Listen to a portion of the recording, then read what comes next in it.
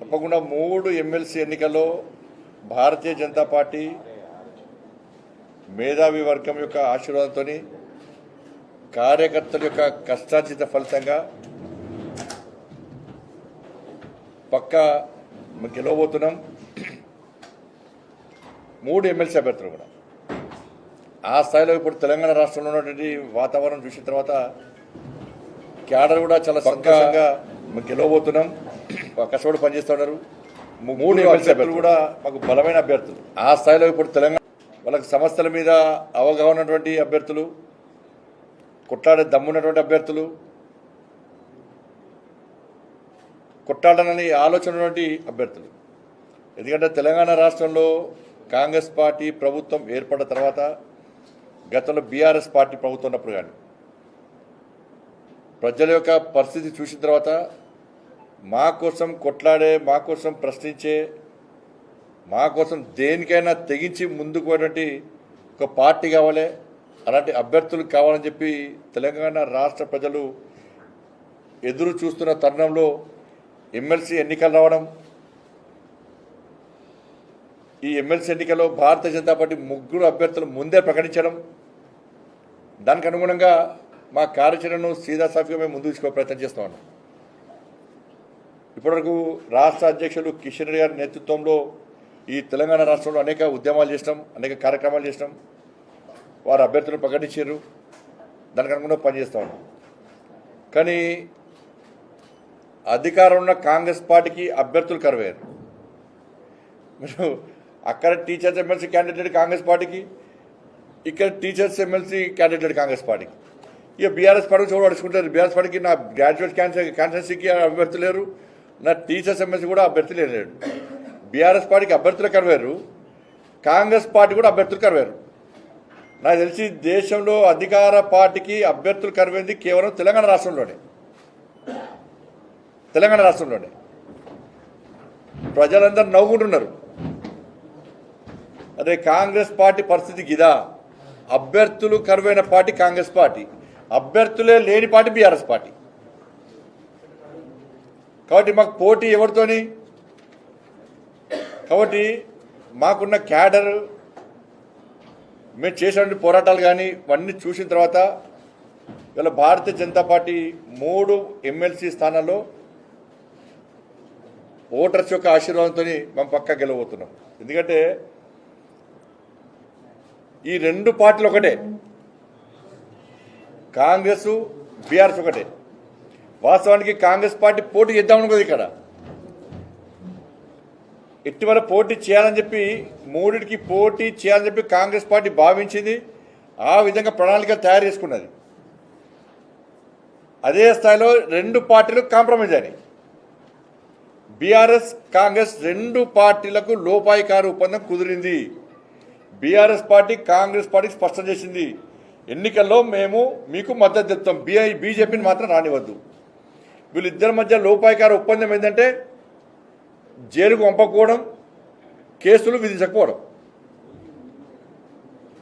మీరు చూడండి, కాళేశ్వరం కేసు, కాళేశ్వరంలో కేసీఆర్ జైలు పోతాడు, హరీష్ రావు జైలు పోతాడు, వీళ్ళు జైలు పోతారు, వాళ్ళు జైలు పోతారు అని చెప్పి అనుకున్నారు.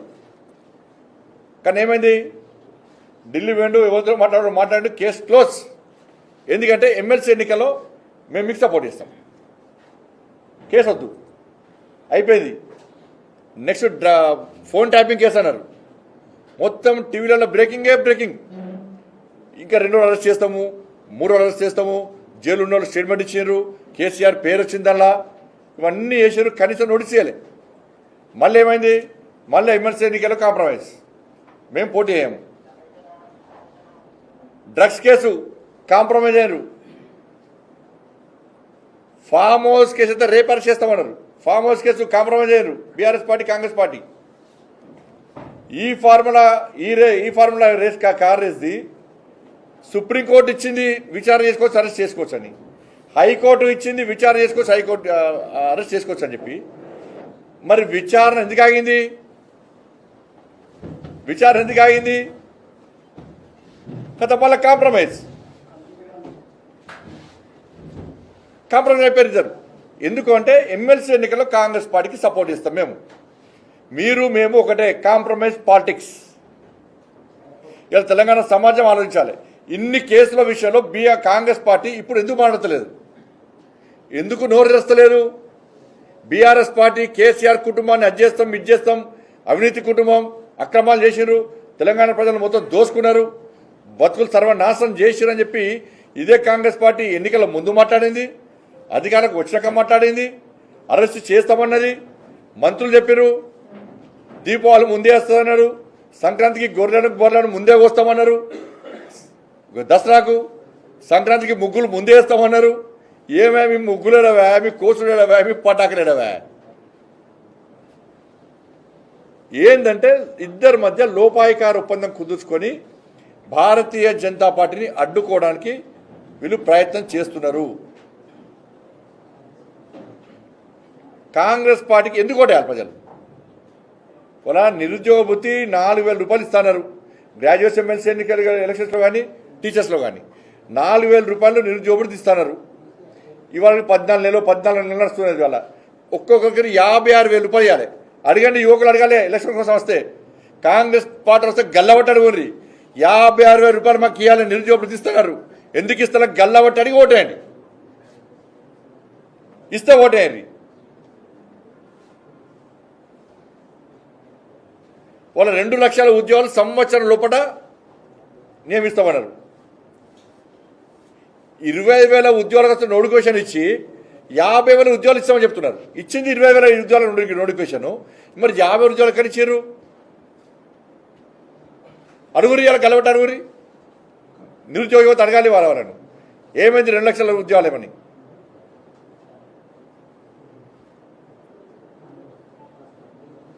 ఇవాళ 18 సంవత్సరాలు దాటిన మహిళలందరికీ స్కూటీ ఇస్తున్నారు. స్కూటీ పోయింది. దాంతోపాటు 6 గ్యారెంటీలు పోయినాయి. 2,500 రూపాయలు ఇస్తున్నారు మహిళలకు, 4,000 రూపాయలు ఆసరా పెన్షన్ ఇస్తున్నారు, 12,000 రూపాయలు రైతు కూలీలకు ఇస్తున్నారు,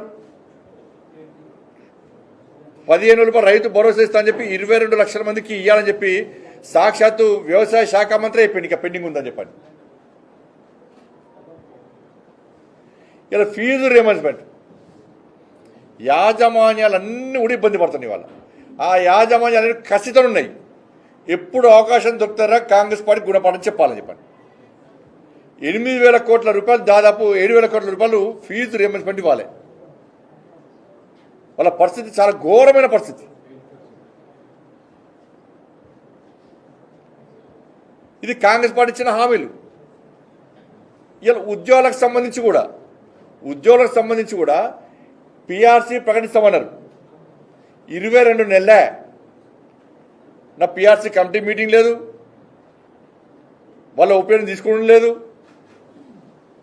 అతిగతలేదు. దానికి మేము గెలిచిన వెంటనే చేస్తామన్నారు. సంవత్సరం కాదు, వెంటనే చేస్తామన్నారు. కేంద్ర ప్రభుత్వ ఉద్యోగులతో సమానంగా 5 డిఏలు ఇవ్వాలి. 5 డిఏలు ఇవ్వాలి. మేము కొట్టాడితే ఒక్క డిఏ ఇచ్చి 5 డిఏలు పెండింగ్ ఉన్నాయి. మళ్ళీ 5 డిఏలు ఇవ్వాలి. 2023 నుంచి ఇప్పటి వరకు పదవీ విరమణ పొందిన వాళ్ళు ఎంతమంది ఉన్నారంటే దాదాపు 8,000 మంది ఉన్నారు. వాళ్ళ ఒక్కొక్కరికి 40-50 లక్షల రూపాయల రిటైర్మెంట్ బెనిఫిట్స్ ఇవ్వాలి. వాళ్ళకు దాదాపు 20,000 కోట్ల రూపాయలు ఇవ్వాలి. ఇస్తలేరు. ఇవ్వకుండా ఏం చేసిండు? కేసీఆర్ గిట్నే పైసలు ఇవ్వాల్సి వస్తుందని చెప్పి 59 సంవత్సరాల నుంచి వయసు 61 సంవత్సరాలకు పెంచిండు. ఇప్పుడు రాష్ట్ర ముఖ్యమంత్రి ఏమన్నాడు మొన్న? మేము కూడా 61 నుంచి 64 చేస్తామంటారు. అంటే యువతకు ఉద్యోగాలు ఇయ్యారిగా, ఇట్లా కొత్తలు ఉద్యోగాలు ఇయ్యారిగా. యువత ఆలోచించాలి. ఇవాళ మళ్ళీ కాంగ్రెస్ పార్టీ 61 నుంచి 64 చేసే ప్రయత్నం చేస్తున్నది. వాళ్ళ మీకు ఉద్యోగాలు ఎవరు ఇవ్వాలి? ఇవాళ జీపీఎఫ్ పైసలు, వాళ్ళ పైసలు వాళ్ళు వాడుకోవడానికి కూడా అవకాశం లేని పరిస్థితి.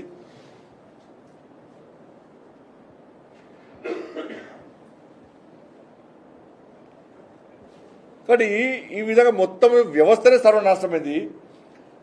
తెలంగాణ రాష్ట్రంలో రెగ్యులర్ ఎంఈఓ లేరు, రెగ్యులర్ డిఓ లేరు, రెగ్యులర్ డిప్యూటీ డిఓ లేరు, అసలు విద్యాశాఖ మంత్రి లేడు. ఏమంది కాంగ్రెస్ పార్టీ? ఫస్ట్ ఏమన్నది? మా ప్రభుత్వం ఏర్పడిన వెంటనే 15% బడ్జెట్ కేటాయిస్తాం విద్యాశాఖకు అని చెప్పారు. ఇలా చాక్ పీసులు కొందామంటే పైసలు లేవు, బాత్రూమ్లు కడుగుదామంటే స్కావెంజర్ లేరు, కనీస వసతులు లేక ఇబ్బంది పడుతున్నారు ఉపాధ్యాయులందరూ కూడా.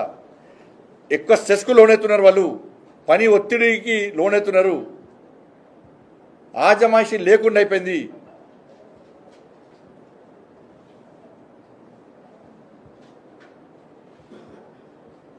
ఇలా గిన్ని సమస్యలు పెట్టుకొని మీకు ఎందుకు ఓటేయాలో కాంగ్రెస్ పార్టీ ఇప్పటికీ చెప్పలేకపోతున్నది.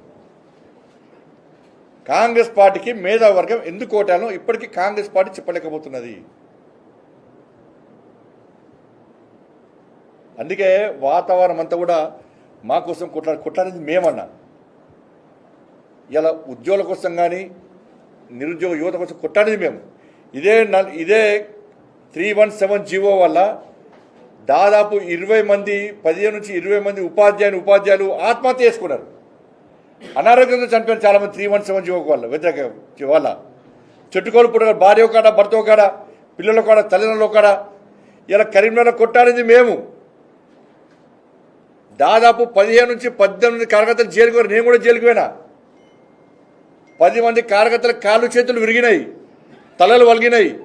మా కార్యాలయం మీద దాడి చేసారు, రంపాలతో కోసారు, కట్టి మిషన్తో కోసి పడేసారు, ఫైర్ ఇంజిన్ మిషన్ కొట్టిరు మమ్మల్ని. కానీ ఏ ఉపాధ్యాయ సంఘం రాలేరు.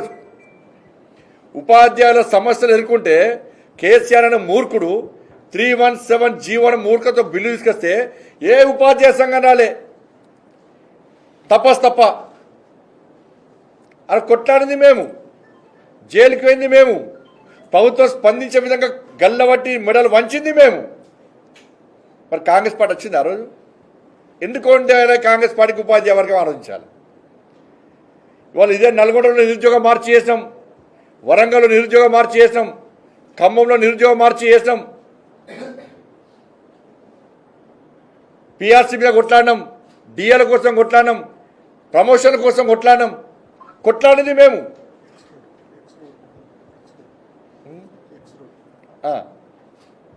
ఆర్టీసీ ఎక్స్రోడ్కి పోయి క్రాస్ రోడ్స్ పోయి కొట్లాడింది మేము, అరెస్ట్ అయింది మేము. కాంగ్రెస్ పార్టీ ఏ రోజు కొట్టాలి పేపర్ స్టేట్మెంట్ ఇచ్చింది తప్ప. సరే అక్కడక్కడ తూతూ మంత్రంగా వలన ధర్నాలో రాస్తారో దిష్టిపోయి అలవెట్టిరవచ్చు, కానీ జైల్లోకి పోయింది కొట్లాడింది మేము. ఎందుకు కొట్టాలి కాంగ్రెస్ పార్టీకి? కాబట్టి అంత మేధావి వర్గం. ఢిల్లీ ఎన్నికల్లో మేధావి వర్గం అంతా కూడా వార్ వన్ సైడ్ అన్న విధంగా మేధావి వర్గం అంతా కూడా ఓటు బ్యాంక్గా మారారు. మేధావి వర్గం అంతా ఓటు బ్యాంక్గా మారి భారతీయ జనతా పార్టీని గెలిపించారు. 12,75,000 రూపాయలు ట్యాక్స్ ఎగ్జంప్షన్ అంటే మామూలు విషయం కాదు. ఎప్పుడు కూడా ఉద్యోగ ఉపాధ్యాయ వర్గాలు ఆలోచించలే, ఇంత బెనిఫిట్ ఉంటుందని చెప్పి ఆలోచించలే. మీ ఇబ్బందులను గుర్తుంచుకొని నరేంద్ర మోడీ గారి ప్రభుత్వం ఈ అవకాశం ఇచ్చింది. ఆలోచించాడు ఒక్కసారి. సంవత్సరం లోపల 10 లక్షల మందికి ఉద్యోగాలు ఇస్తామని చెప్పి నరేంద్ర మోడీ గారు ప్రకటించిన తర్వాత ప్రధానమంత్రి రోజ్గార్ మేళా పేరుతోని ఇప్పటికీ 9,20,000 మందికి కేంద్ర ప్రభుత్వాలు ఉద్యోగాలు ఇస్తున్న ఘనత నరేంద్ర మోడీ గారి ప్రభుత్వాన్ని.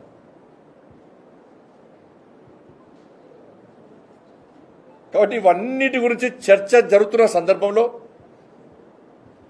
బీఆర్ఎస్ పార్టీ కాంగ్రెస్ పార్టీ లోపాయకారి ఒప్పందం విషయంలో చర్చ జరుగుతున్న సందర్భంలో ఇవాళ కుల గణనాన్ని పట్టుకొచ్చి ఇలా ప్రజల దృష్టి మళ్లించే ప్రయత్నం కాంగ్రెస్ పార్టీ చేస్తున్నది. అరే కేసీఆర్ ప్రభుత్వం ఉన్నప్పుడు మాత్రం సకల జనుల సర్వే, నేను ఆ రోజు 100 స్పీడ్లో పోయిన హైదరాబాద్ కర్మారు. ఏమో ఈ సర్వేలో పాల్గొంటేనే తెలంగాణ లేకుండా కాదట. ఇట్లా సెంటిమెంట్ అగిలిస్తే ఉన్న వాళ్ళందరూ పోయి స్వచ్ఛందంగా సర్వేలో పాల్గొన్నారు. ఆ రిపోర్ట్స్కి పోయి కింద సంఖ్యలు పెట్టడం కూర్చున్నాడు, ఎవరికి ఇస్తున్నాడు. అది ఏ లాకాల్లో పెట్టి ఉన్నాం మరి. అది ఆ రోజు కేసీఆర్ ఏం రిలీజ్ చేసిండు? అలా సకల జన సర్వే చేస్తే సమగ్ర కుటుంబ సర్వే చేస్తే 51% బీసీల పర్సంటేజ్, 51% బీసీల పర్సంటేజ్. ముస్లింలు కలపలే.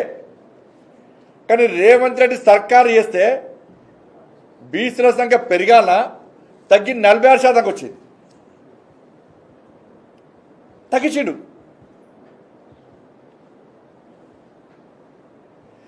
ముస్లింలను 10% ముస్లింలు కలిపి బీసీలో కలిపాడు.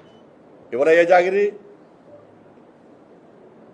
అసలు ఈ కుల గణన అనేది బోకస్. మీకు ఇలా ఎన్నికల కమిషన్ ముఖ్యమైన విషయం ఏంటంటే, ఎన్నికల కమిషన్ ఓటర్ లిస్టును మొన్న ఎంతమంది ఓటర్లు ఉన్నారో మొన్న బహిర్గతం చేసింది. ఎంతమంది ఓటర్లు ఉన్నారు తెలంగాణ రాష్ట్రంలో? 3,34,00,000 మంది ఓటర్స్ తెలంగాణ రాష్ట్రంలో ఉన్నారు. 3,34,00,000 మంది ఓటర్స్ తెలంగాణ రాష్ట్రంలో ఉన్నారు. కానీ కాంగ్రెస్ పార్టీ ప్రభుత్వం పాపులేషన్ ఎంత అన్నది? 3,70,00,000 అన్నది. ఓటర్లేమో 3,34,00,000 అట. ఎలక్షన్ కమిషన్ ఇస్తుంది. ఇలా పాపులేషన్ మాత్రం 3,70,00,000 అట. ఇది ఎక్కడ అంటే ఎంత తేడా ఉంటుంది? అంటే మిగతా జనం ఏడమేరు. ఇలా మేధావి వర్గం కానీ నిపుణులు కానీ వాళ్ళు ఏం అంచనా వేస్తున్నారు? తెలంగాణ రాష్ట్ర జనాభా ఇప్పుడున్న పరిస్థితి ప్రకారము 4,30,00,000 ఉండాలి. 4,30,00,000 జనాభా ఉండాలి. ఏ రేషియో ప్రకారం? ఎలక్షన్ కమిషన్ 3,34,00,000 మంది ఓటర్స్ ఉన్నారని చెప్పి ప్రకటించిన తర్వాత ఆ రేషియో ప్రకారము 4,30,00,000 మంది జనాభా ఉండాలి. మరి కాంగ్రెస్ పార్టీ ప్రభుత్వం 3,70,00,000 అంటుంది.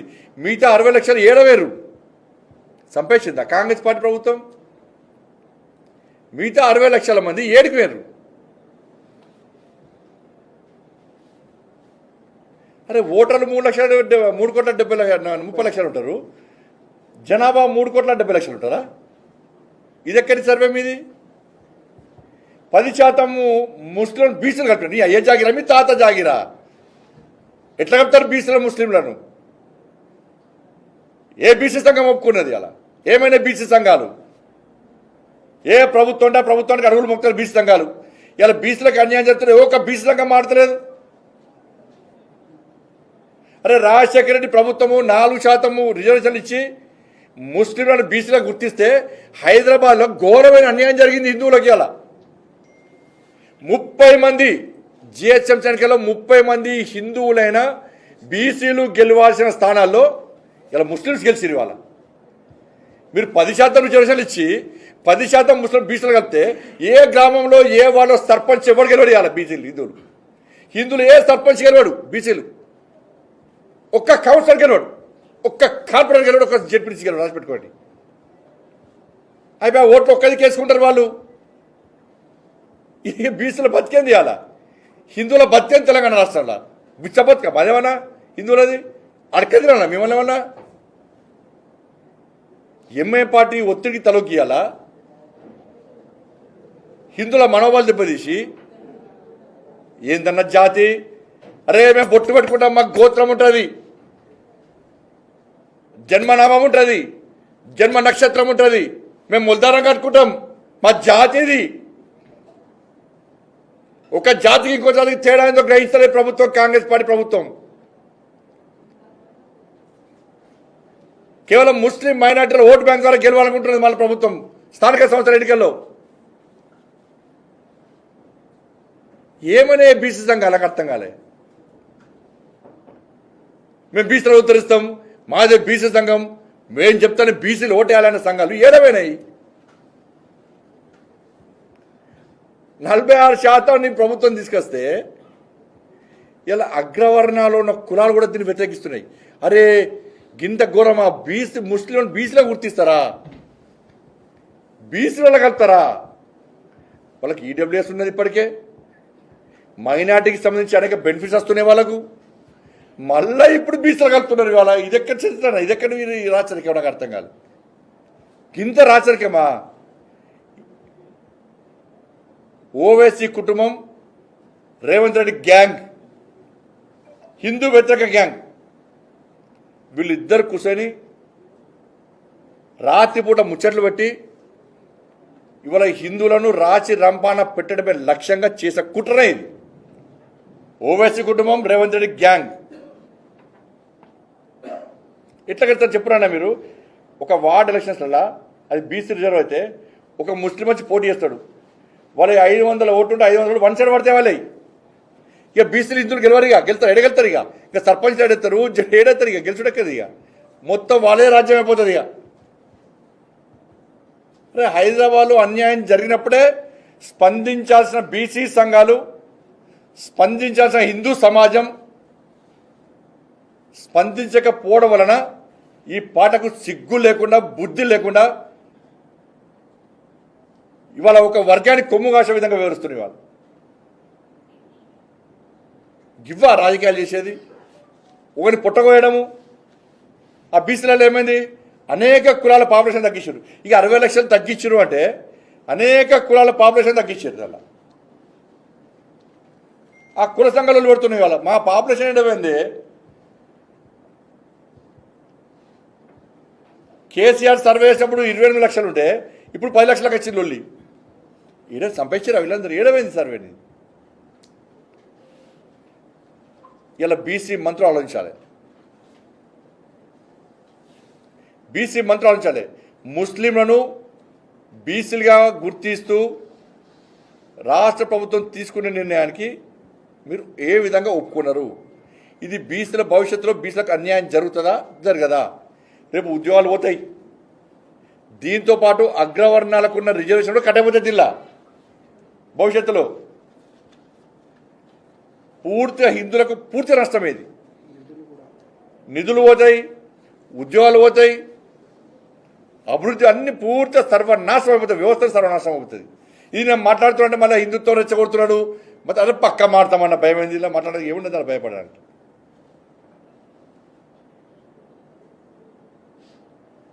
ఏ వ్యవస్థ కరెక్ట్ చెప్పండి. అలా విద్యా వ్యవస్థ అన్నారు, మొత్తం విద్యా వ్యవస్థ అంతా అర్బన్ నక్సల్ చేతిలోకి పోయింది. వాళ్ళ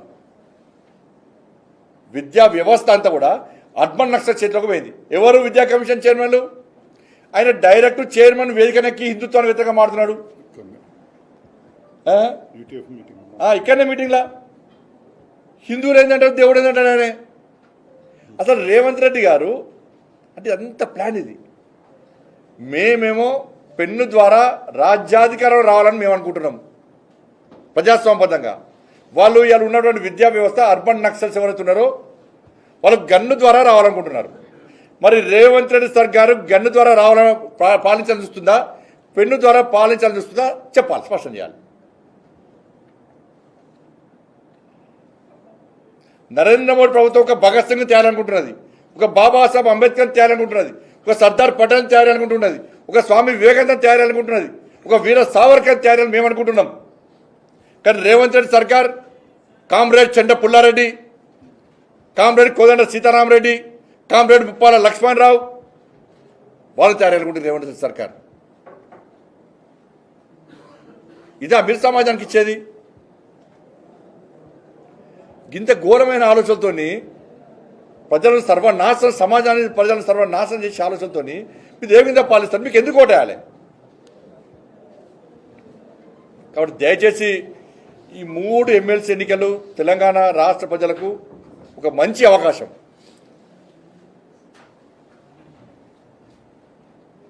మీ తరపున పోరాటం చేయడానికి మేము సిద్ధంగా ఉన్నాం. ఢిల్లీ ఫలితాలు ఏ విధంగా వచ్చినాయో దయచేసి ఈ 3 ఎన్నికల్లో కూడా భారతీయ జనతా పార్టీ అభ్యర్థులను గెలిపించే ప్రయత్నం చేయండి. నరేంద్ర మోడీ గారి నేతృత్వంలో తెలంగాణ రాష్ట్రాన్ని అభివృద్ధి చేసే ప్రయత్నం చేస్తున్నాం. మేము కొట్లాడుతున్నాం, మీకోసం ప్రశ్నిస్తున్నాం. కాబట్టి 24 జరిగే ఎన్నికల్లో మీరు భారీ మెజార్టీతో గెలిపించాల్సిందిగా మొదటి ప్రాధాన్యత ఓటు ఇక్కడ వరంగల్, ఖమ్మం, నల్గొండ. మా సర్వోత్తమ్ రెడ్డి గారు చాలా మంచి అభ్యర్థి, కమిట్మెంట్తో పనిచేసే అభ్యర్థి, ఇంతకుముందు ఉపాధ్యాయ సమస్యలు కొట్టాడినటువంటి అభ్యర్థి, సమస్యల మీద అవగాహన ఉన్నటువంటి అభ్యర్థి. గెలిపించాల్సిందిగా విజ్ఞప్తి చేస్తున్నాం.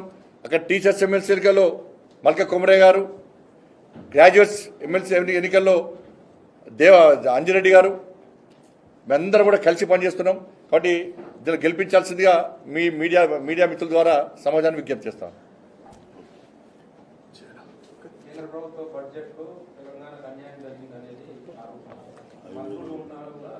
ఏం అన్యాయం చేశారు చెప్పాలి కదా, ఎక్కడ అన్యాయం జరిగింది? ఇప్పుడు బడ్జెట్ ఏ విధంగా ఇవ్వాలో ఆ విధంగా ఉన్న స్థాయి కంటే ఎక్కువ ఇచ్చిన బడ్జెట్ తెలంగాణ రాష్ట్రానికి ఎక్కడ అన్యాయం జరగదు. మీరు ఇచ్చిన 6 గ్యారెంటీ విషయం ఫస్ట్ చెప్పండి. ఫస్ట్ మీ 6 గ్యారెంటీలు ఎందుకు ఇస్తున్నారో ఫస్ట్ చెప్పండి. మా బడ్జెట్ గురించి మన కిషన్ గారు మొత్తం చెప్పిండ్రు, నేను చెప్పిన 100 సార్లు, కానీ మీ 6 గ్యారెంటీ గురించి మాత్రం మీరు చెప్తలేరు. జిల్లా మంత్రి పోయింది కదా నితిన్ గడ్కరీని 5,000-6,000 కోట్లు ఇచ్చింది. ఈ జిల్లా మంత్రి పోయిండు కనపడదా? 5,000 కోట్ల రూపాయలు ఇచ్చింది. ఈ జిల్లా మంత్రి పోయిండు కదా, ముఖ్యమంత్రి పోయిండు కదా కేంద్ర ప్రభుత్వం.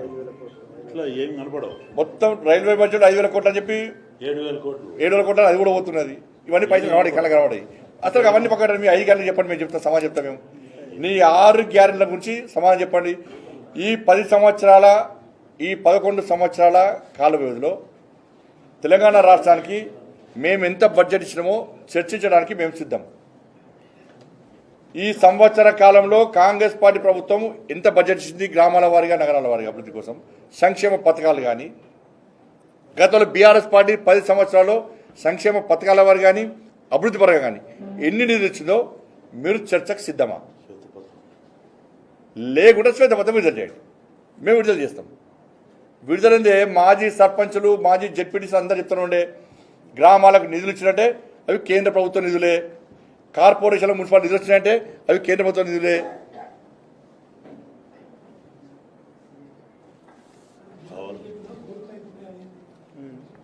నాకు తెలియదు అన్న గ్రూప్లో నేను మీ అందరికీ నాకు తెలిసిన విషయాలు చెప్పుదాం. నేను వస్తుంది అది రాష్ట్ర అధ్యక్షులు చూసుకుంటారు.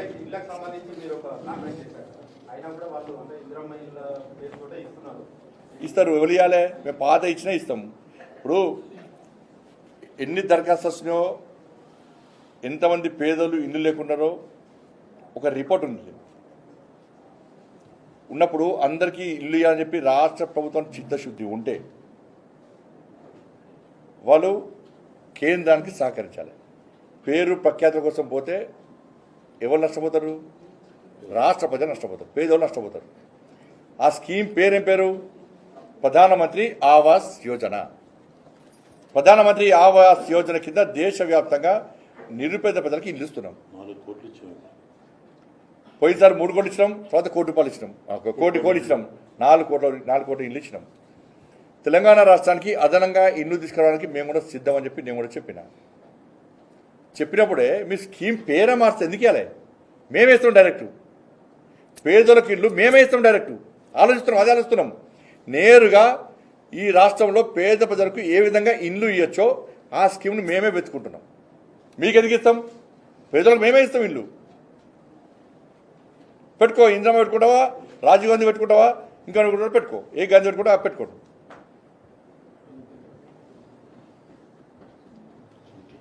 గరీబ్ కళ్యాణ్ అనే రైస్ మేమిస్తే గ్యాస్ సిలిండర్లు మీరు పెట్టుకుంటారు, పేరు పెట్టుకుంటారా? రేషన్ కార్డులో ఫోటో వదిలి ఉండాలి. బియ్యం ఓలిస్తున్నారు, మేము ఇస్తున్నాం, కేంద్ర ప్రభుత్వం ఇస్తున్నది. గతంలో కేసీఆర్ రేషన్ కార్డు ముద్రించాడు, మళ్ళా మోడీ గారు ఫోటో పెట్టకుంటే ఆయన రేషన్ మొత్తం అవుతుందని చెప్పి ఆ రేషన్ కార్డు అన్ని మొత్తం పోయి కాలువలో పడేసింది. ఇక్కడ కుంటలో కాలువ పడేసి పీకింది అయిపోయి. అరే మీరు పెట్టుకోరు వద్దంటలే, మేము ముఖ్యమంత్రి పెట్టుకుంటారా, ఇంకో పెట్టుకోవడం ఇబ్బంది లేదు. కానీ కేంద్ర ప్రభుత్వం యొక్క సంక్షేమ పథకం యొక్క పేరైతే ఉండాలి లేదా? దేశ ప్రధానమంత్రి ఫోటో ఉండాలి లేదా? స్కీమే పేరు లేకుంటే ప్రజలు ఎట్లా తెలుస్తారు? కానీ పక్కా అవును, ఇంద్రమ్మ ఇండ్ల పేరు పెడితే ఇంద్రమ్మ ఇండ్ల తెలుసుకుంటే మీరు తీసుకోవడం ఇబ్బంది లేదు. మేము ఇచ్చేటి డైరెక్ట్గా నేరుగా ఇచ్చే ప్రయత్నం చేస్తాం. గిట్నే కేసీఆర్ జిద్దు పోయే పేదల కుంభం వచ్చింది. వాళ్ళు బెనిఫిషియర్స్ లిస్ట్ ఇవ్వమంటే కేసీఆర్ లిస్ట్ ఇవ్వాలి. ఎంతమందికి ఇల్లు ఇచ్చారో లిస్ట్ ఇవ్వమని కేంద్ర మంత్రి లెటర్ రాస్తే మొండికి పోయి లిస్ట్ ఇవ్వలే. ఆ కేంద్ర మంత్రి ఏం చేసిండు? బిడ్డ మేము ఇచ్చిన పైసలు మొత్తం వాపస్ ఇవ్వన్నాడు, ఇస్తాడు. చలో ఇంట్రెస్ట్ వస్తాయి అన్నాడు. ఇంట్లో వాడుకున్నావు కదా, ఇంట్రెస్ట్ వస్తాయి అంటే అన్ని ముసుకొని చప్ప కూర్చున్నాడు. మొండి పోదు, మనం పేరు ప్రకారం కోసం మొండి పోదు. ప్రజలకు న్యాయం జరగకుండా గెలిచే వరకు రాజకీయాలు, గెలిచిన తర్వాత ఏం చేయాలి? పేదలకు ఇల్లు నువ్వు ఇస్తావు, సహకరించడమే సిద్ధంగా ఉన్నాం. ఇప్పుడు అన్ని సహకరిస్తలేమా?